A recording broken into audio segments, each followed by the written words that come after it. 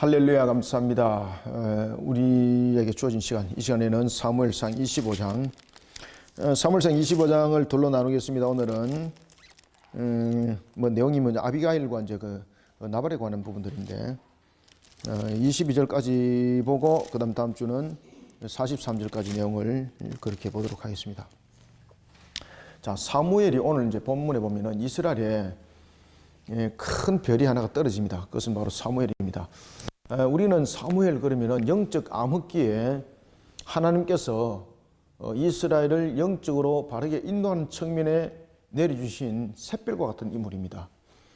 그의 어머니가 한나였지 않습니까? 기도하는 여인. 그래서 우리가 참 신앙이 무엇이 바탕을 이루고 있는가, 그의 신앙이 근본이 무엇을 이루고 있는가, 이게 굉장히 중요합니다. 자, 여러분 디모데 그러면 머릿속에 딱 누가 떠오르나요? 맞아요, 바울. 맞아요. 그 다음에 누구? 외할머니가 나오지, 외할머니가.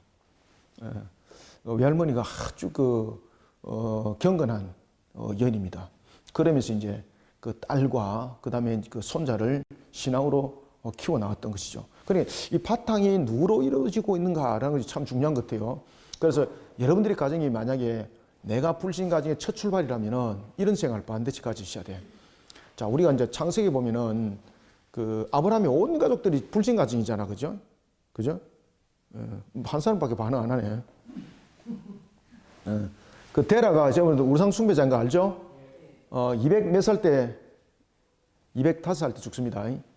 그때에 갈대아 우르라는 것은 아침에도 설교를 이제 잠깐 했는 것처럼 우리가 이제 세계적인 어떤 우상들 종교들의 출발점이 갈대아 우르라고 보시면 됩니다. 그게 바벨론이거든요. 바벨탑 사건. 이것이 이제 구바벨론이 우리가 이제 후바벨론 역사, 신바벨론 역사를 이야기할 때 창세기에 나타난 그 부분들을 우리가 구바벨론의 역사라고 말해요. 그 다음에 이제 열왕기에서 나타나는 그 바벨론을 신바벨론이라고 그래요. 그렇지만 구바벨론과 신바벨론의 공통점들은 뭔가 하면 우상 숭배가 만연함. 자, 이스라엘의 역사도 마찬가지입니다. 그 사사기 시대에 가장 혼란했던 영적 암흑기, 그들은 여러 가지 부분의 우상들 속에도 접목점을 가지고 있었지만은 하나님을 향한 이 하나의 획일점의 신앙을 가지지 못했지 않습니까? 그러면서 나타났던 것이 결국은 그들이 그 이방의 나라들에게 다스림을 받는 그런 모습들이 된 거죠. 그때마다 하나님께서 이제 사사들을 세웠습니다. 그때에 세웠던 사사 가운데서는 이스라엘의 마지막 사사라고 말할 수 있는 사무엘, 그의 어머니는 한나였습니다. 그죠? 기도하는 사람 한나. 여러분들이 만약에 불신 가정 속에서 여러분들이 출발했다면은 마치 사무엘처럼 시작하시고, 그 다음에 또 하나는 여러분들 자신이 아브라함이 되시길 바랍니다. 아브라함이 갈대아 우르에서 떠날 때 우상숭배 가정이지 않습니까? 그러면서 하나님의 한 분만을 섬기는 신앙이 점점 달아날 때에 그 신앙의 출발점은 아브라함이었거든요. 그럼 여러분들이 만약에 불신한 가정이라 그러면은 내가 우리 가정의 하나의 믿음의 시작점이다 이러면은 항상 이런 개념을 가지는 것이 좋아요. 내가 우리 족보의 아브라함이다. 아시겠죠? 이게 굉장히 중요한 겁니다. 우리 족보의 아브라함이라는 것은 그 후손들을 전부 다 믿음의 계열로서 세운다는 뜻이잖아, 그죠? 이런 하나의 결단을 가지는 것도 참 좋습니다. 그러더라도 사람의 생명이라는 것은 이 땅에서 허락한 생명이 영원하지는 않죠. 죽음이라는 것이 우리 속에 항상 기다리고 있습니다. 그러나 죽음이라는 것은 우리의 죄의 값입니다. 그럼에도 불구하고 불신자의 죽음과 신자의 죽음은 다르다 그랬죠. 우리가 잠깐 죽음에 대해서 보고 갑시다. 이게 이제 신학적 부분들과 그리고 이게 이제 언약적 관계 속에서 굉장히 중요한 내용들을 담고 있기 때문입니다. 자, 죽음에는 두 가지의 죽음이 있다고 그랬죠. 하나는 무슨 죽음? 신자의 죽음이 있고, 또 하나는 누구의 죽음? 자, 신자의 죽음과 불신자의 죽음은 공통점과 차이점이 있다고 그랬습니다. 공통점은 뭔가 하면은, 이것은 죄에 대한 값이라는 거죠. 죄에 대한 값. 죄에 대한 값이고, 그 다음에 다른 점이 있습니다. 그죠?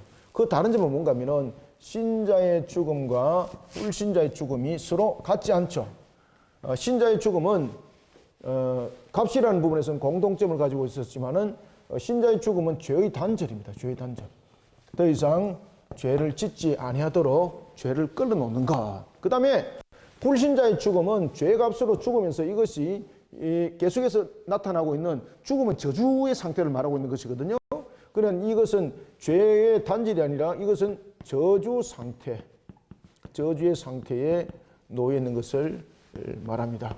그래서 우리가 신자의 죽음은 즉시 이루어지면서 죄의 단절 속에 일어나면서 그 영혼은 어디 가나요? 낙원에 이르죠. 이게 만약에 죄의 단절인 상태가 안 일어났다면 낙원에 영혼이 갈 수 있을까 못 갈까요? 못 갑니다, 여러분들요. 이런 부분들 함께 다 이제 알고 이제 설명하셔야 되는 겁니다. 아시겠죠, 그죠? 예. 왜 우리는 죄 단절이 되는가? 무엇으로 설명해야 되는 겁니까? 낙원과 음부로 설명하셔야 돼요. 낙원과 음부. 그죠? 자, 우리가 죄를 범했을 때에 우리의 죄는 영육간의 죄인가요? 아니면 육신의 죄인가요? 그렇죠. 육신의 죄만을 말하는 것은 누구였더라? 영지주의자들. 그죠? 그럼 영지주의자들의 개념으로 말한다면은 이 저주 상태에 놓이는 이유가 없는 거지 않습니까? 그러니까 인간이 죄를 범하였기 때문에 영혼의 죄, 육신의 죄, 그것이 인격적으로 나타난 죄였지 않습니까?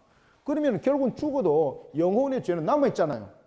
그러면 하나님께서 우리를 그 영혼을 낙원에 이르는 것은 죄를 단절시킨 상태 속에 죄를 호련히 씻어서 낙원으로 간 거지 않습니까? 그렇지만은 불신자들의 죽음은 저주 상태에 놓이게 되는 거죠. 어디로 가는 겁니까? 왜 음부에 가게 되는 거죠? 여전히 무엇이 남아있기 때문에? 여전히 죄의 값이 남아있기 때문에. 죄를 해결하지 못한 거지 않습니까? 그러니까 그들의 영혼은 저주 상태 음부에 이르게 되는 겁니다. 그렇기 때문에 죽음은 신자와 불신자의 죽음은 같다 다르다. 완전히 다른 겁니다. 자, 오늘 사무엘이 죽습니다. 사무엘이 죽음에. 자, 사무엘이 여러분 어디 가겠습니까? 사무엘이 여러분들 낙원에 갔을까요? 음부에 갔을까요? 그의 영혼이 죽었습니다. 죽음이라는 것은 값이라 그랬죠. 그렇지만 그의 영혼은 어디에 이르르더라? 그렇죠. 자, 여러분들 왜 제가 이야기를 하는가 하면은 나중에 뒤에 나타나는 내용 때문에 이 이야기를 지금 죽었음에 이 단어 가지고 함께 설명해 나가고 나중에 이제 사무엘에 대한 영혼을 불러오는 일이 있습니다. 그것이 정말로 사무엘의 영혼이었을까라는 겁니다. 그 거짓말입니다. 다시 말하면은 누구든 간에 죽으면은 이 땅 위에 3일간 머문다, 나흘간 머문다, 영혼은 머물 수 없습니다. 즉시 낙원과 음부 속에 그 영혼은 임하게 됩니다. 그래서 어떤 영혼도 우리와 함께 이 속에 공존하지 않습니다. 다만 하나 이 공간 속에 존재하는 것은 뭔가 하면은 천사 영들은 존재를 하는 것이죠. 그때에 만약에 자신의 아버지가 나에게 음성을 들려줬다, 나타났다 그러면은 그게 누굽니까?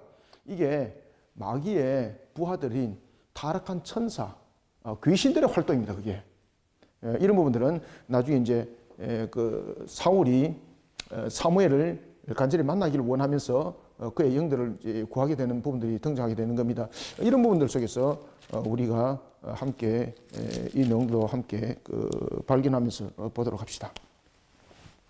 자, 오늘 우리가 이제 본문을 봅시다. 25장. 그래서 이 25장에는 오늘 본문 속에 보면 사무엘의 죽음이 등장하고, 그 다음에 또 하나는, 우리가 이제 나발이라는 인물이 있습니다. 그가, 족속으로 말하면은, 갈렙 족속인데, 갈렙은 여러분 유다지파 족속이지 않습니까? 그러한, 이 나발과 아비가일. 아비가일은 나발의 아내입니다. 그런데 나발이 나중에는 이제 하나님께서 그 생명을 거둬가 버려요. 나발의 생명을 하나님께서 호련히 이제 그의 생명을 거둬갑니다. 그래서 나발 같은 경우는 우리가 그의 생명이 어디 갔을까 이렇게 보면은 낙원에 갔을까 음부에 갔을까 보면은 오늘 본문에 두 사람의 나중에 이제 사무엘상 25장 그 이후에 이제 보면은 이 두 죽음이 이제 이렇게 대조되는 것을 볼 수 있습니다. 그래서 잠깐 이 부분들을 설명했고, 그 다음에 이제 나발은 어리석은 자의 대표적인 것이고, 또한 아비가일은 다윗이 실수하지 아니하도록 하나님께 죄를 범하지 아니하도록 또한 그 역할을 감당했던 여인으로 등장합니다. 그리고 나중에 이 아비가일이 나발의 아내였지만은 나중에 누구의 아내가 되는 겁니까? 다윗의 아내가 되는 것을 볼 수 있습니다. 자, 이 큰 맥을 우리가 짚고 그리고 전체적으로 내용도 우리가 함께 봅시다. 그리고 제가 이제 사울이 신접한 여인을 찾아갔던 그 내용은 나중에 우리가 뒤에 보면은 잠깐 보고 봅시다. 28장 보십시오. 28장에 보면은 이런 내용들이 이제 등장합니다. 그때에 다시 한 번 더 여러분들에게 추가적으로 설명드릴게요. 자, 25장 1절부터 한번 봅시다. 자, 사울이 죽음에. 자, 여러분 이때 사울이 나이가 몇 살이, 사울이 아닙니다. 죄송합니다. 사무엘이 이때 나이가 몇 살 정도 됐을까요? 얼마 정도 됐을까요, 여러분들요? 이때에 나이가 젊었을까요? 나이가 늙었을까요? 이때에 사무엘의 나이가 약 83세입니다. 83세.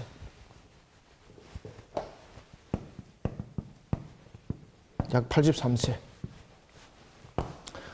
이때 이제 그가 죽음의 순간까지도 잘 보십시오. 죽음의 순간까지도 하나님이 주신 사명을 끝까지 감당하면서 그가 생명을 거두십니다. 사무엘이 죽음에, 여기서 사무엘은 그 이스라엘의 역사 속에서 영적 암흑기에 하나님께서 이스라엘을 바르게 인도하는 측면에서 허락한 하나의 등불이었습니다. 그죠? 샛별과 같았던 등불이었습니다. 그러한 사무엘 굉장히 청명결백했죠.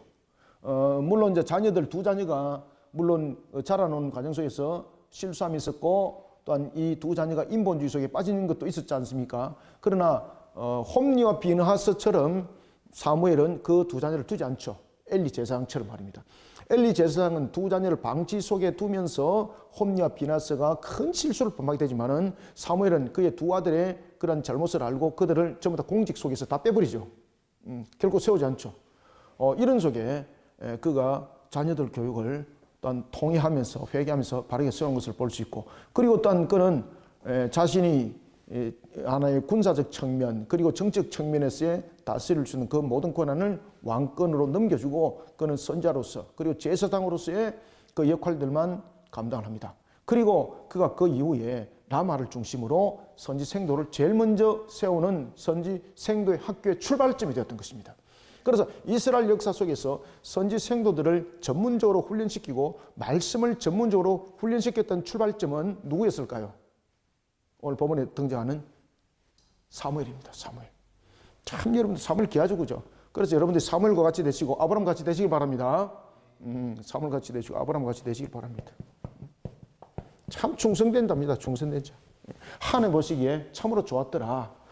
사울에 비하면 이 사무엘은 하나님 보시기에 좋았더라가 무엇을 말하는가를 우리에게 함께 조명해 주고 있습니다. 그저 한순간으로 끝나는 것이 아니라 처음과 마무리가 사무엘은 똑같더라. 처음도 그가 기도의 제물로서 태어났습니다. 그리고 또한 태어나서 주의 제단에 바쳐졌습니다. 그때나 그의 생명이 거두갈 때나 항상 하나님 중심이 있었습니다. 그리고 그의 마지막 행적이 라마였습니다. 라마. 마지막 사역지였죠. 사무엘의 죽음에 온 이스라엘 무리가 모여 그를 두고 슬피 울며 라마 그의 집에서 그를 장사한지라. 다윗이 일어나 바란 광야로 내려가니라. 여기서 이제 사무엘의 죽음에라는 것은 이스라엘 역사 속에서 굉장히 중요한 획기적인 문제가 생겼습니다. 이것은 무슨 말인가 하면은, 자, 지금까지 사울이 왕으로서 다스려졌지만은 사울이 실수도 많이 했잖아요. 그렇지만 여전히 이스라엘의 영적 중심점은 누구였을까요? 사무엘입니다. 사무엘. 지금 영적 중심점이 지금 없어져 버렸습니다. 이것은 무엇을 말하고 있는가 하면은 지금 이스라엘이 정치적으로 영적으로 어떤 상태에 놓여 있다는 겁니까? 공황 상태에 빠졌다는 겁니다. 지금 여기서 이제 사무엘의 죽음이라는 걸 통해서는 이스라엘이 영적으로 그리고 영적으로 그다음에 정치적으로 어떤 상태에 지금 빠져 있다. 뭐 그렇죠. 공황 상태에 빠져 있다. 공황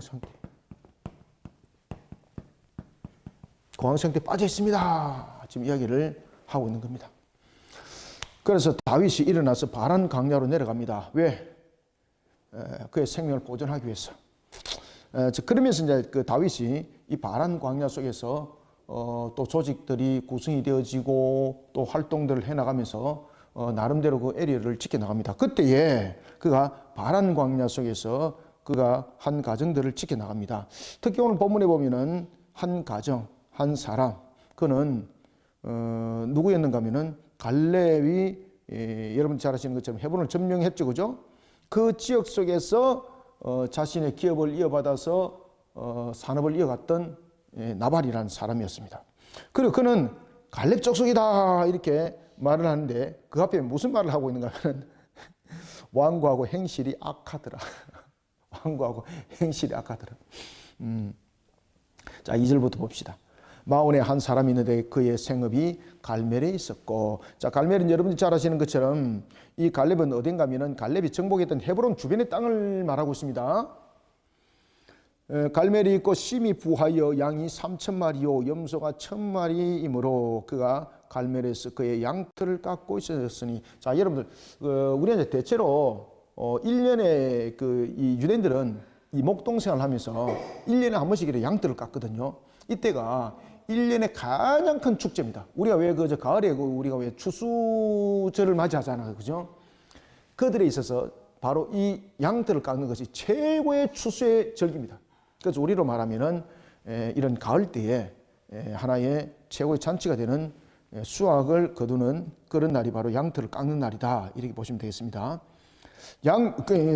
갈멜에서 그의 양털을 깎고 있었으니 그 사람 이름은 나발이라. 자, 이름이 나발이라는 것은 이름에도 나타나고 있는 것이 어리석은 자다라는 뜻입니다. 이 나발은 어리석은 자라, 어리석은 자. 왜 부모가 이름을 이래 지었을까 모르겠습니다. 그죠? 모르겠습니다만 아무튼 그 사람 이름은 나발이요 그의 아내 이름은 아비가일이다. 그러면 아비가일은 여러분 무슨 뜻입니까? 즐거움의 아비라는 뜻입니다. 아비가일. 아비가 무슨 뜻이에요? 아비가 아버야, 아버지. 아비가일. 아브라함, 그죠? 아비입니다. 아버는 아버지입니다. 아브라함, 열국의 아버지, 그죠? 아비가일. 이것은 아버지란 뜻이에요. 아버지란 뜻이에요. 그래서 이 아비가일은 전체적으로 즐거움의 기쁨의 아버지라는 뜻이에요. 기쁨의 아버지. 남편은 어리석다 그러면 이제 그 아내의 이름은 즐거움의 아비, 즐거움의 아비다라는 그런 이름의 뜻을 가지고 있습니다. 뭐 때문에 즐겁겠습니까? 아버지를 즐겁게 한다는 그런 자녀 어떻게 해야만이 아버지를 즐겁게 할까요, 여러분들요? 알레리 꼴레리 잘하고 뭐 이런 거 하나요? 하나님 보시기에 아름답게 신앙들을 만들어가는 그런 속에 아무래도 그런 부분들이 있지 않았을까요? 왜냐하면은 그 이름이 즐거움의 아비인 것처럼 또 다른 의미는 기쁨의 원전, 기쁨의 원초 이런 부분들로도 또 해석이 되니까요. 아비가일을 나오면서 그의 아버지가 신앙 가운데에서 그를 돌아봤다고 이렇게 볼 수 있는 거죠. 아비가일이라 그 여자는 총명하고 용모가 아름다우나 남자는 완고하고 행실이 악하며 그는 갈렙 족속이었더라. 그죠? 누구 족속? 갈렙 족속은 어느 소속이에요? 유다 지파잖아요. 그래서 결국은 다윗이 어느 곳에 지금 머물고 있습니까? 유다 지파들이 있는 그곳에 지금 에리어를 삼고 있는 거죠. 그죠? 왜냐면은 그가 베냐민 지파라든지 이런 지파들로부터 밀려나지 않기 위해서는 아무래도 동족 지파 속에서 공유하는 것이 자신의 그 어떤 전체를 지킬 수 있는, 안영을 지킬 수 있는 하나의 조건이 될 수 있는 것 아니겠습니까? 그러면서 그가 다윗이 그곳에서 그냥 허랑방탕한다든지 남의 것을 빼앗아 먹었다든지 이것이 아닙니다. 항상 다윗은 그 지역 속에서 자신이 지경을 가지고 있던 지경을 자신 것으로 만드는 것이 아니라 자신은 마치 나그네와 같은 삶을 살면서 그 지역에 있는 같은 동족들을 지켰습니다. 외부의 적들로부터 지켰고요. 그런 부분들을 통해서 그가 여러 가지 부분들을 이어갔습니다. 그러다 보니까 이제 동족들이 다윗에 대해서 다시 또 협력도 하게 되고 또 양식도 공급하게 되고 이런 부분들이 있었습니다. 아비갈도 그 나발에 대한 부분도 똑같습니다. 다윗이 그들에게 어떤 수고비를 받고 그들을 지켜준 것이 아니라 다윗이 가지고 있는 것은 항상 하나님에 대한 개념을 가지고 있지 않습니까? 그러다 보니까 사심이 없었죠. 그리고 그 조직들을 움직이는 데 있어서도 어떻게 조직들을 어떻게 이걸 유용하게 움직이지 이런 고민도 하지 않았습니다. 항상 하나님 나라의 관점 속에서 하나님을 바라보는 관점 속에서 하나님의 인도하심을 따라서 그는 갔었습니다. 그리고 특히 이제 나발 같은 경우는 이제 여러분 보시면 여기 목축업도 굉장히 많이 했죠, 그죠? 그러다 보니까 자신의 이제 종들도 보면 이동이 많았을 것 아니에요. 그렇지만은 특히 이제 그 목동 그리고 또한 여러 가지 부분에서 흩어져 있는 그 조직들은 조직되어지는 군사의 취약점이 항상 그 취약점을 가지고 있는 거죠. 그러면 약탈자들에 의해서 항상 뺏길 수 있는 조건을 가지고 있는 거예요. 왜? 이 나발이 가지고 있는 것은 군대 조직을 가지고 있지 않잖아요. 그런데 다윗이 이런 부분에서 같은 동족을 지켜주는 하나의 방어적 역할을 했던 거예요. 그래서 이 나발의 종들이 외침을 통해서 외부의 적들을 통해서 자신들의 양과 염소가 공격을 받게 되면은 다윗의 그 일행들에게 가서 항상 이렇게 도움을 요청했다는 거죠. 그러면 다윗이 그래, 조건을 제시를 하지 않았다는 거예요. 그래, 도와주면은 어떻게 해줄래? 이런 조건을 전혀 제시를 안 했다는 거예요. 같은 동조, 그리고 또한 유대인들이 이방인들로부터 그러한 이방 세력들로부터 침탈하는 것은 하나님의 나라가 침공받는 거지 않습니까? 이에 대해서 용납을 안 했던 거예요. 그러니까 모든 부분들, 그런 관점 속에서 그들을 오히려 섬기는 부분에 다윗은 마치 사울도 그렇게 했지 않습니까? 그런 것처럼 그런 섬기는 자리에 항상 그 중심에 있었어요. 그런데 이런 다윗도 나중에 뒤에 가면은 감정이 복받쳐가지고 실수합니다. 그때 감정이 복받쳐서 실수할 때 하나님께서 이 아비가일을 예비해 가지고 다윗을 통하여서 인본적인 결정을 통하여 실수하지 않도록 방어막을 펼칩니다. 하나님께서. 자, 한번 봅시다. 그래서 4절에 보면은 다윗이 나발이 자기 양털을 깎는다 함을 광야에서 들은지라. 자, 이때가 이제 언제쯤이라 그랬죠? 보통 이제 건동지방에서는 양털을 깎는 일이 주로 봄을 지나서 행해지는 겁니다. 그리고 우리로 보면은 수확기, 1년 중에서 가장 큰 절기가 이게 이제 그 양털을 깎는 것이다. 이렇게 보면 되겠습니다. 다윗이 이에 소년 10명을 보내며, 자, 여기서 이제 좀 우리가 궁금한 점, 그냥 쉽게 이상하게 볼 점, 점검을 하고 들어갑시다. 자, 여기서 소년은 몇 살 정도 된 사람들을 말할까요? 이 소년, 정말로 나이 어린 아이들일까요? 야, 이래 되면은 다윗이 나이 어린 조그만 아이들 청소년 꼬들게 가지고 때리고 다니면서 자신의 보화로 썼다, 지금 이렇게 지금 해석할 수 있겠죠? 여러분, 아닙니다. 착각하시면 안 됩니다. 항상 여기서 이제 소년이라고 하는 것은 젊은 부분들, 이런 부분들을 이제 함께 설명하는 것인데, 지금 보면 군사에 대한 조직들이 구성되어 있는 것이거든요. 그러면은 이 소년들은 몇 살 이상 됐을까요? 맞습니다. 군사님 이야기 맞죠? 20살 이상 된 부분들의 군사를 말하고 있습니다. 그 청년들을 말해요. 다윗이 이에 소년 10명을 보내며 그 소년들에게 이르되 너희는 갈멜로 올라가 나발에게 이르러 내 이름으로 그에게 문하라. 자, 여기서 내 이름으로 문하라는 것은 다윗이 어떤 사람이라는 것을 알았다는 것이죠. 나발도. 그러면 다윗이 나발의 이러한 하나의 종들이 목동으로서의 자신의 재산을 관리해 나갈 때에 다윗이 그들을 지켜주는 보호막이 되었다는 것이죠. 지금 그 관계적 측면에서 무난하라는 것입니다. 그리고 여기서 또 잘 기억하셔야 됩니다. 다윗이 평소 때 이들에게 무슨 요구한 일이 있을까 없을까요? 없었다는 이야기입니다. 그러면은 지금 가장 큰 축제 수확기는 여러분 잘 아시는 것처럼 수확기는 내 혼자만이 수확이 아니잖아요. 수확은 서로 나눔이지 않았습니까? 그래서 하나님께서 수확을 거둘 때도 보면은 이런 하나의 그 보리밭에서 그다음에 뭐 밀밭에서 거두지는 간에 뭘 거두든 간에 열매가 떨어지면은 땅에 떨어져 있는 것은 가난한 자, 그다음에 객이라든지 과부를 짐승들 먹을 거로 하나님께서 놔뒀다라고 말했지 않습니까? 심지어 단을 메고 가다가 단이 툭 떨어졌다. 그것도 죽지 못하겠죠, 그죠? 왜? 하나님이 뺐다는 거죠. 하나님이 빼서 그것을 객과 과와 연약한 자들, 심지어 짐승들 먹이로 줬다는 것이죠. 그래서 다윗이 지금 수확기에 지금 그에게 나눔을 서로 간에 원했던 것은 다윗이 평소 때 그들을 향해서 어떤 조건을 제시를 한다든지 뭔가를 요구를 하지 않았다는 것입니다. 그래서 수확기에 함께 나누는 측면에서 아주 그 예의를 지켜서 지금 접근을 하고 있는 겁니다. 군사를 지금 앞서서 간 것도 아니잖아요. 자기가 또 간 것도 아니지 않습니까? 그래서 소년을 보냈다라는 부분을 통해서는 아주 쉽게 말하면은 강압적인 지금 위치에서 간 것이 아니라 아주 친근함으로써 지금 접근했다는 뜻입니다. 이게. 친근함으로. 그래서 10명이라는 것은 여러분 잘 아시는 충만한 숫자지 않습니까? 그리고 또한 소년이라는 것은 강한 군대를 지금 표현하는 것이 아니거든요. 침략자들을 말하고 있는 것이 아니거든요. 쉽게 말하면 하나의 군사 자신의 조직이지만은 하나의 여러 가지 예의적 측면도 함께 차려서 갔다는 뜻이에요. 그런데 나발이 어떻게 하는 거 보십시오. 그 당시에 다윗은 여전히 사울에게 쫓김을 당하고 있었지 않습니까? 그 나발이 그걸 알고 있었던 나발이에요. 그러니까 심지어 뭐라고 말하는 건 나발이 다윗이 누구냐? 나는 모른다.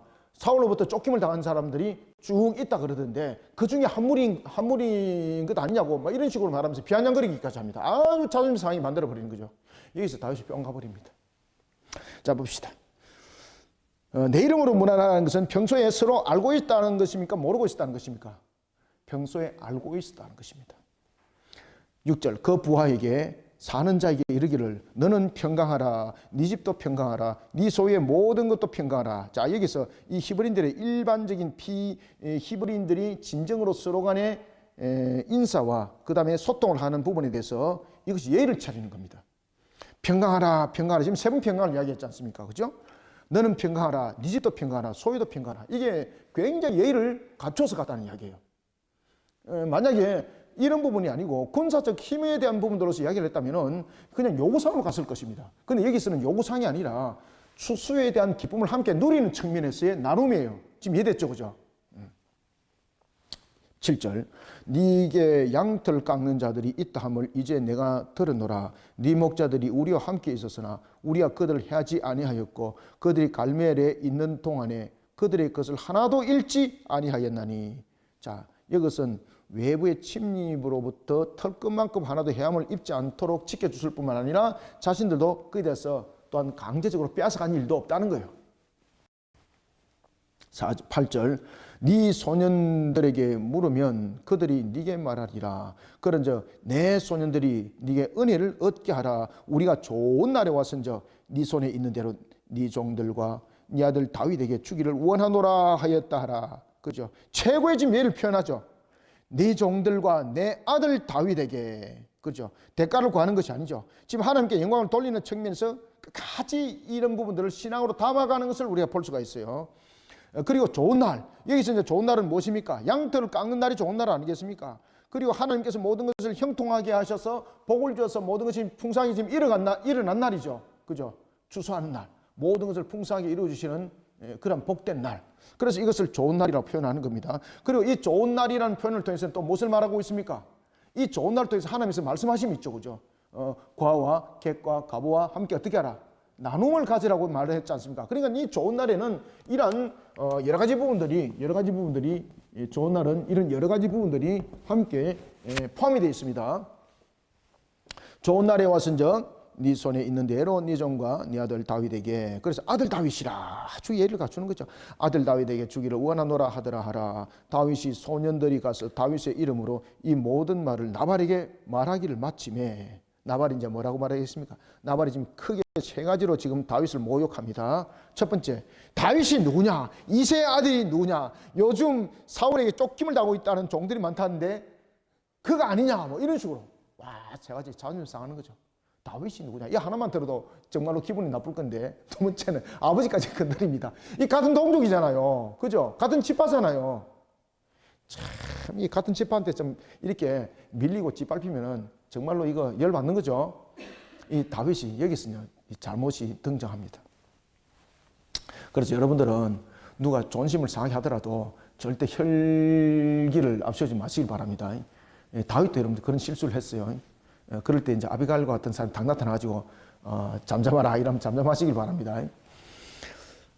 나발이 이렇게 10절에 말합니다. 나발이 다윗의 사환들에게 대답하여 이르되 첫 번째 다윗이 누구냐? 그죠? 다윗이 누구며 두 번째는 이새의 아들이 누구냐? 세 번째 요즘에 각기 주인에게서 억지로 떠다니는 종이 많도다. 이게 뭡니까? 요즘 각기 주인에게서 억지로 떠다니는 종들이 많다는 것은 뭔가 하면 사울 왕의 지금 수하에 있다가 그 수하로부터 벗어나서 독자적인 어떤 노선을 형성하면서 유랑생활을 하는 것, 사울 왕으로부터 쫓김을 당하고 있는 무리, 그것을 말하고 있는 겁니다. 그러면 쉽게 말하면은 정치로부터 군사적인 측면으로부터 소외된 조직들이죠. 국가적 측면에서 보면 소외된 조직이 아니겠습니까? 그러면 소외된 조직은 권위와 권세가 있나 없나요? 국가적 측면에서 권위와 권세 없죠? 그죠? 실권자들이 아니죠? 그럼 쉽게 말하면 지금 어떻게 지금 다윗의 일행을 지금 표현하고 있는가 하면은요, 쉽게 말하면은 떠도는 어떤 뭐 하나의 도적들 뭐 이런 정도 수준으로 지금 비하를 하고 있는 거예요. 지금 왜? 지금 현재 정부를 반대하면서 떨어져 나간 세력들, 그죠? 하나의 반란적인 세력들, 그런가 하면은 떠돌아다니는 이런 세력들, 주로 이제 보면 이제 뭐 그런 뭐 하나의 도적들 부분들, 그러니까 아주 자존심 상하게 만들어 버린 거죠, 이게. 그렇게 이제 세 가지로 이제 조롱을 하게 되는 겁니다. 도저히 함께 할 수 없다는 겁니다. 못 주겠다는 것입니다. 11절 내가 어찌 내 떡과 물과 내 양털 깎는 자를 위하여 잡은 고기를 가져다가 어디서 왔는지도 알지 못하는 자들에게 주겠느냐 한지라. 진짜로 이게 문제가 심각한 겁니다. 지금 다윗의 일행이 지금 그들이 지금 나발이 그의 종들이 이방인으로부터 그 다음에 그 적대 세력으로부터 침략을 당했을 때에 다윗의 일행들은 생명을 걸고 그들을 지켜줬지 않습니까? 근데 여기서 이제 뭐라고 말하는 거면은 어디서 왔는지도 알지 못한다. 이 말이 되는 겁니까? 그죠? 참, 이게 무너지죠. 그죠? 여러분들은 이렇게 이제 대접을 받으면 어떻게 하겠습니까? 여러분들 그 다음에. 그렇죠. 한 대 집하고 보죠. 딱 다윗이 딱 그렇게 반응했습니다. 그대로. 지금 권사님이 이야기한 대로 그대로 반응했습니다. 그대로. 그렇게 반응하면 이제 큰일 납니다. 그래서 하나님은 어떻게 일하라 그랬습니까? 그렇죠. 선으로 이겨라. 선으로 이겨라. 그죠? 선으로 이겨라. 어디서 왔는지도 알지 못하는 자들에게 주겠노라 한지라. 12절 이에 다윗의 소년들이 돌아가서 자기 길로 행하여 돌아와 이 모든 일을 그에게 말하며 다윗이 뿅 돌아버렸습니다. 다윗이 무엇을 들었습니까? 칼을 들었어요. 칼을 들었어요. 13절 다윗이 자기 사람들에게 이르되 너희는 각기 칼을 차라 하니 각기 칼을 차매 다윗도 자기 칼을 차고 몇 명? 400명. 이거 완전히 썰어버린다는 겁니다. 이게 400명을 여러분 일으키면은 지금 나발의 그 온 무리들을 지금 다 죽여버리겠다는 이야기입니다. 지금 이거 400명 일으켰다는 것은. 지금 칼찬 자 400명이거든요. 자, 칼찬 자 400명과 칼 안 찬 자 1000명 붙으면 누가 이기겠습니까? 칼찬 자 400명 이기죠, 이거. 당연하죠. 그럼 다 죽이긴다는 거예요. 진멸시켜버린다는 이야기입니다. 그래서 다윗이 이 장면을 통해서 지금 400명의 칼찬자를 통해서 지금 무슨 이야기를 하고 있는가 하면 다윗이 엄청나게 지금 열받았다는 뜻이에요, 이거. 그죠? 완전 그냥 마치 블레셋 군사들을 진멸하듯이 지금 나발을 그렇게 쓸어버리겠다는 뜻입니다, 이게. 그래서 우리 여러분 감정으로 대적하시면 안 됩니다. 그래서 다윗의 이 행위가 굉장히 잘못된 행위입니다. 다윗은 자기 손으로 지금 원수를 갚겠다 하고 있습니다. 이 하나님의 율법을 깨뜨리는 거죠. 그죠? 원수를 사랑하라. 그리고 모든 부분들에 대해서 하나님께서 모든 것을 이루 가심을 믿으시길 바랍니다. 사울도 여러분 그렇게 잘 이렇게 그 모든 관계를 하나님 보는 관점에서 신앙으로 이끌어갔던 다윗이 이렇게 자존심이 상하게 만드니까 그냥 돌아버리는 거죠. 그러니까 우리가 감정이라는 것이 한순간에 탁 폭발쳐 올 때가 있습니다. 이런 부분들 신앙으로 컨트롤을 잘 하지 못하게 되면은 우리가 이런 큰 실수를 하게 됩니다. 다윗이 자기 사람들에게 이르되 너희는 각기 칼을 차라 하니 각기 칼을 차매 다윗도 자기 칼을 차고 400명가량은 데리고 올라가고 200명은 어디 소임을 곁에 있게 하더라고. 와, 이거는 완전 끝났습니다 이제. 그러면 어떻게 하겠다는 겁니까? 전부 다 진멸시켜버리고 그 소유까지 전부 다 뺏어오겠다는 겁니다. 자, 이 소식이 전해집니다. 자, 여기서 여러분들요 두 인물이 등장합니다. 하인 한 명과 바로 아비가일입니다. 그래서 하나님께서 만약에 다윗의 이런 부분들을 하인 한 사람과 아비가일을 예배제를 안 했다면은 다윗은 이 문제를 통해서 값을 또다시 치르면 됐을 것입니다. 하나님께서 아마 다윗을 갈로를 벗어나서 갈로 밖으로 아마 던졌을 수도 있었을 것입니다. 자, 여기서 이제 한 종과 아비가일입니다. 아비가일이 쓰임 받습니다. 한 종은 이름 없잖아요. 그렇지만 아비가일은 이름 있잖아요. 그죠? 종입니다. 이 종의 역할이 굉장히 중요했습니다. 종의 역할이. 이 종의 역할이 어느 정도 중요했는가 하면은 다윗이 어떤 사람이라는 것을 아비가일에게 아주 상세히 이야기 잘해요. 진리를 증거를 했다는 거죠. 그래서 저와 여러분들은 이름이 없고 빛도 없고 아무것도 없지만 한 종과 같이 정말로 주님의 진리를 바르게 증거해 내가는 역할 속에 우리를 세우시길 바랍니다. 그런 속에 하나님의 영광이 더 높아지고 하나님의 뜻이 힘있게 세워나간다는 사실을 우리도 함께 보시기 바랍니다. 자, 14절 봅시다. 하인들 가운데 하나가 그리고 나발의 아내 아비가일 이 두 사람은 신전 왕국 이스라엘의 새로운 왕인 다윗이 범할 뻔한 치명적 과오를 막는 사람이었습니다. 아주 중요한 인물이에요. 이 만약에 두 인물이 이와 같이 다윗의 치명적 실수를 만약에 막질 않았다면 하나님께서 아마 다윗 안 세웠을 거예요. 아시겠습니까? 왜 그럴까요? 지금 무슨 큰 실수를 했습니까? 감정을 지금 제대로 추스리지 못했죠. 그러면 나라의 국정을 다스리다가도 열받으면 칼 떼가지고 일을 저지를 수도 있는 거죠. 그죠? 그리고 감정이 앞세워서 이 일 처리를 하는 것은 사울의 입장과 다를 바가 뭐가 있습니까? 아무것도 다를 바가 없어요. 그래서 하나님께서는 다윗을 서기 위해서 이렇게 때로는 실수하는 다윗에게 한 종과 아비가일까지 예비해 놓습니다. 저와 여러분들도 완전하지 못합니다. 다윗은 처음부터 다윗이 아니었지 않습니까? 실수도 많이 했지 않습니까? 이런 실수를 하거든요. 그런데 그 실수에 대해서 다윗은 또 받아들입니다. 이게 사울과 차이점이에요. 하인들 가운데 하나가 나발의 아내 아비가일에게 말하 이르되 다윗이 우리 주인에게 무난하러 광야에서 전령들을 보냈거늘 주인이 그들을 모욕하였나이다. 우리가 들에 있어 그들과 상종할 동안에 그 사람들이 우리를 매우 선대하였으므로 우리가 다치거나 이런 것이 없었으니. 이건 무슨 말입니까? 나발의 종들이 양떼나 짐승들로부터 또한 악한 자들로부터 약탈당할 상태에 놓여 있었다는 것이죠. 이때에 다윗은 아무것도 요구하지 않고 자발적으로 그들을 도와줬다는 겁니다.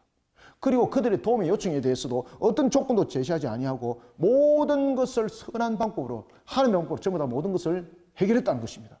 이렇게 했던 다윗이 열받아갖고 지금 뚜껑이 열려버렸습니다. 그죠? 실수하면 안 되는 거죠.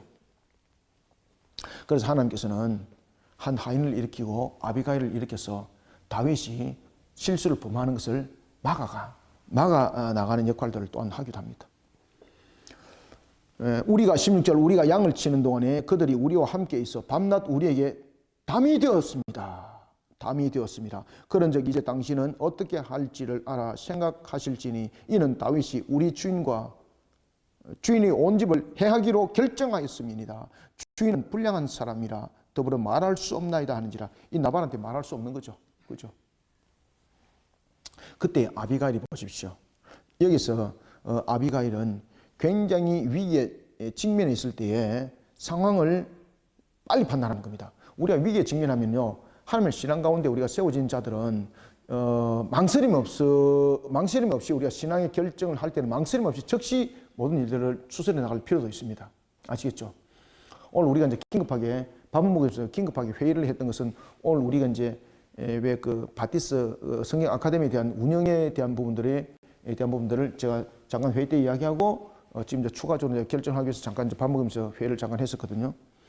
왜 우리가 처음에 이제 시도했던 그런 성경 아카데미가 하나의 우리의 그 바른 말씀과 바른 교리를 세우는 측면에서 선교적 활동을 목적으로 많이 가고 있지 않습니까? 그런데 이런 부분들을 과다한 회비를 받게 되면은 이거는 상업이 돼버리잖아요. 근데 기도를 하는데 자꾸 이게 내 마음에 걸리는 거예요. 이것은 아닌데, 오늘 결정해야 되겠다. 그래서 제가 다시 또 회의하고 또 회의하는 거였죠. 집에 가서 다시 또 주고받고 또 회의 또 하겠습니다만은, 이런 부분들에 대해서 우리는 항상 신앙의 원칙을 잘 지켜 나가면 됩니다. 신앙의 원칙을 잘 지켜 나가면, 우리 때로는 실수하는 부분도 있거든요. 그 신앙의 원칙을 잘 지켜 나가는 속에서 만들어지는 거예요. 그래서 오늘 또 권사님이 아비가일과 같은 그런 역할들을 했어요. 오늘, 그죠?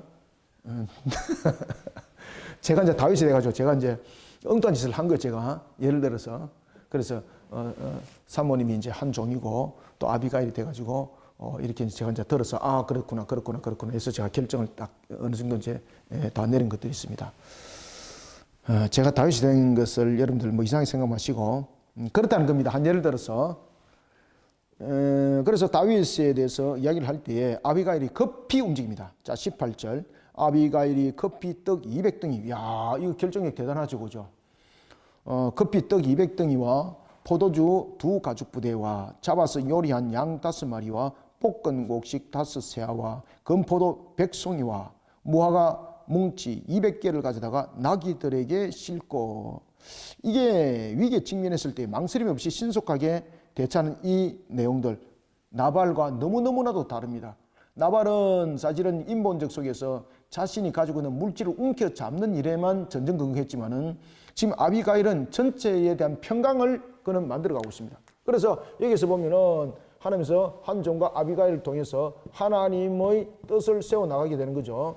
그때 쓰임을 받습니다. 그렇지만 나발 같은 경우는 물질적 사고 속에서 인본주의 사고 속에 있는 사람들이 전부 다 물질적 사고관을 가지고 있거든요. 물질관. 움켜쥐고 놓질 않습니다. 그런데 이 아비가일은 이 물질을 통해서 무엇을 이루어가는 겁니까? 평강을 이루어갑니다. 평강을. 나발은 인본주의 사고 속에서 자기 중심을 만들어갑니다. 자기 중심. 그런데 한 종과 아비가일은 하나님의 뜻을 세우는 일에 있어서 평강을 만들어갑니다. 평강을. 그러니까 나중에 아비가일이 쓰임 받습니다. 자, 19절 봅시다. 소년들에게 이르되 나를 앞서가라. 자, 여기서 왜 나를 앞서가라고 했을까? 참 지혜 있죠, 그죠? 아비가일이. 그러니까 여러분들요, 아비가일이 그냥 단순하게 이렇게 급하게 서둘러서 음식만 만드는 것으로 끝나질 않아요. 자, 여러분들 하나님의 뜻을 세우는 자는요, 평강을 이루는 측면에서 하나님께서 무엇도 함께 줄까요? 지혜를, 맞아요. 지혜를 줘, 지혜를. 자, 이게 이제 무슨 말인가 하면은, 소년들에게 이르되 나를 앞서가라는 것은 무슨 말인가 하면은, 자신에게 소위적이 아닌 사람들이 있습니다. 그러면 자신들에게 호의를 베풀지 않은 사람, 다시 말하면 이 원수관계가 되어버렸습니다. 그런 사람이 먼저 그냥 사람 대 사람을 대면하게 되면 무엇이 앞서겠습니까? 감정이 앞서서 반드시 사고를 치게 되어 있거든요. 그 마음대로 누구를 때리는 거예요. 누구 때리는 거예요. 상대방의 화를 풀기 위해서 물론 이제 그 야곱이 에서를 만났던 이런 방식이 되기도 합니다. 야곱이 에서를 만날 때 먼저 에서가 원하는 그런 좋아하는 물질들을 먼저 보내죠, 그죠? 이게 뭔가 하면 친교, 화해의 의미를 가지고 있습니다. 이런 것들이 이제 그 메소포타미아 또는 히브리인들이 가지고 있었던 그 당시에 이 하나의 관습이기도 해요, 관습. 자신과 여러 가지 부분에서 친숙하지 못하고 그런 여러 가지 관계 속에 있는 사람들과 대면할 때는 항상 화해적 측면에서는 그들에게 주는 선물이 먼저 갔어요. 사람이 먼저 오는 것이 아니라. 이런 것들이 그 당시에 메소포타미아와 히브리인들의 관습이었습니다. 특히 이제 히브리인들이 가지고 있는 이 관습들은 메소포타미아 문화 속에서 온 관습과 굉장히 많은 영향을 끼치게 되거든요. 언어적 측면도 우리 공부했죠, 그죠? 구약개론 공부하면서 히브리인들이 가지고 있는 이 언어들은 메소포타미아라는 이런 부분들의 문화 속에서 일어나고 있던 언어가 이 속에 들어와서 생성되어지고 이런 발달 단계가 있는 것이거든요. 마찬가지예요. 따라서 자신에게 호의적이지 않은 사람과 만날 때는 항상 선물을 먼저 보낸 것은 상대방의 화를 누그러뜨는 측면에서 화해의 제시예요. 화해의 제시. 소년들에게 이르되 나를 앞서가라. 나는 너희 뒤에 가리라 하고 그의 남편 나발에게는 말 안 했다. 왜? 성사될 일을 방해하기 때문에 말하지 않는 거예요. 20절 아비가일이 나귀를 타고 산 호적한 곳을 따라 내려가더니 다윗과 그의 사람들이 자기에게로 마주 내려오는 것을 만나니라. 와, 이 조금만 여러분 지체했으면 끝나는 겁니다. 이거 조금만 지체했다면, 만약에 아비가일이 이런 부분에서 고민하고 어떻게 할까 전전긍긍했다 그러면은 이미 다윗의 일행은 이미 다 출발한 상태잖아요. 끝나는 거예요, 여러분들. 그래서 우리가 화평을 이루고 또한 우리가 서로 화해를 도모하는 측면에서는 항상 망설임이 없이 신앙의 결단을 내리고 빠른 신앙의 실행들을 함께 옮기는 것도 중요합니다. 20절, 1, 2절 읽고 마무리하겠습니다. 아비가일이 나귀를 타고 산 오죽한 곳을 따라 내려가더니 다윗과 그의 사람들이 자기에게로 마주 내려오는 것을 만나니라. 다윗이 이미 말하기를 내가 이자의 소유물을 광야에서 지켜 그 모든 것을 하나도 손실이 없게 한 것이 진실로 헛사라. 열받았다는 거죠. 그가 악으로 나의 선을 갚는도다. 다윗의 태도가 지금 자제력을 잃은 매우 황분한 상태입니다. 다윗도 여러분 인간이기 때문에 이런 실수합니다. 22절 내가 그에게 속한 모든 남자 가운데 한 사람이라도 아침까지 남겨두면 하나님은 다윗에게 벌을 내리시고 또 내리시기를 원하노라 하였더라.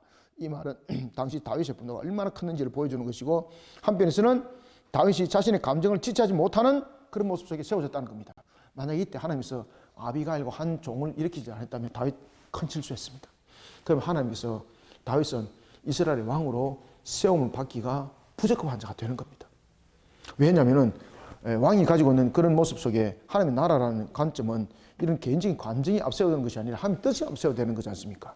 이런 모습들이기 때문에 하나님께서 아마 걸렀을 것입니다. 그래서 하나님께서는 다윗을 이스라엘의 왕으로 세우고자 하는 하나님의 분명한 뜻은 한 종과 아비가일에서 나타났습니다. 아시겠습니까? 다윗을 반드시 이스라엘의 왕으로 세우겠다는 것은 한 종과 아비가일에서 나타났습니다. 하나님의 뜻을 반드시 세우겠다. 그렇기 때문에 다윗이 평강을 만들어 나가는 부분에서 이 여인이 쓰임을 받았던 것이죠. 그래서 다윗이 죄를 범하지 않았던 겁니다. 죄는 반드시 값이 있습니다. 그렇죠?